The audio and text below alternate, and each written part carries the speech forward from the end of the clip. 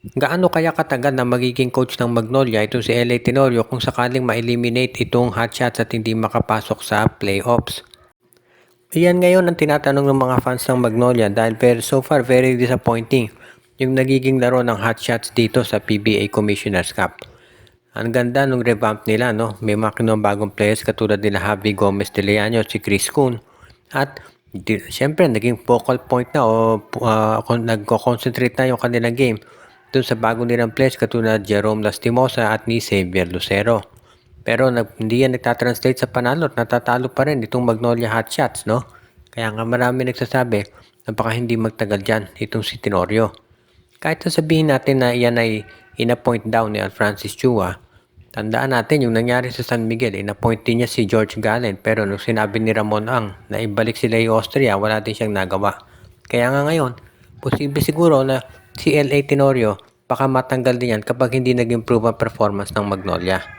Kasi sa ngayon, itong Magnolia, malaki pressure dyan na manalo. Pero let's say na itong si LA Tenorio, ang isang pwede niyang gawin ay kumuha siya ng mga tinatawag na mga foreign consultants para tumulong do sa kanyang roster.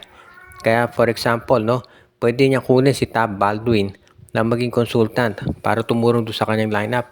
Parang yung ginagawa dito sa Converge Fiber Xers, itong si Raiko Toroman, ay ang official role niya doon sa team ay consultant. Pero nakikita naman natin na pag timeout siya gumagawa ng mga plays ng Converge. Hindi na bago yan dahil dito sa Meralco Bolts, ganun din ang sitwasyon. Ang coach, ito si Luigi Trillo, pero syempre, yung talagang nagmamando, nakikita naman natin si Nenad Vucinic. So, hindi kasi may rule ng PBA na bawal magkumuha ng mga foreign coaches. So, ang ginagawa na lang nila, nag-hire sila ng mga consultant. So, ito ngayong Magnolia, pwedeng gumawa niyan para matulungan to si LA Tenorio. Ang isang team ngayon na kinakailangan talaga ng tulong ay itong Terra Firma Jeep dahil sumadsad na talaga yung laro nila. At ang balita ngayon, ito Meralco Bolts ay interesado na gumawa ng trade. Ang isa raw doon sa mga posibleng gustong makuha ng Meralco ay itong si Paulo Hernandez. Dahil nakita na nila yung promise nito bilang isang guard at willing silang i-trade naman si Alain Maliksi.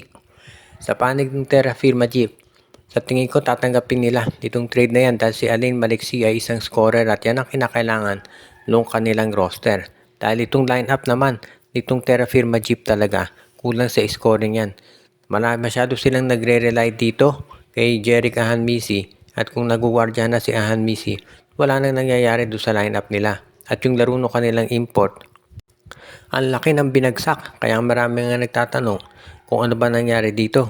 Kung ano pa man, ang maliwanag dyan, kung makuha nila si Alain Maliksi, magkakaroon ng additional na tulong yan para dito sa kuponan ni Coach Ronald Tubid. At yan ay kinakailangan talaga ng Terra Firma. Sa panig naman ng Meralco Boss, kung makuha na si Paulo Hernandez, magkakaroon sila ng isang point guard na tinatawag nating mataas ang basketball IQ. Maganda yan ang maging kapartner nitong si Jason Brickman, pati na rin nitong sila Chris Newsam at si Chris Banquero. Isa sa mga strongest points talaga ng Meralco yung kanilang point guard, no? Dahil ang dami nilang quality guards dyan na magagamit at yan ang dahilan kung ba't gusto pa nga nilang idagdag itong si Paulo Hernandez. Kung sakasakali, ang magiging isa na talagang solid team tong Meralco at nakikita natin doon sa nilalarungin nila ngayon. Pwede yung umabot ng semifinals. At kung makuha nila itong si Paulo Hernandez, lalakas pa yung kanilang roster dahil magiging solid backup yan para dito kay Jason Brickman, pati na dito kay Chris Banquero. Pwede na maglaro bilang shooting guard niyan si Chris Newsam at of course si CJ Cancino. Ang ganda ng pinapakita ngayon sa Meralco.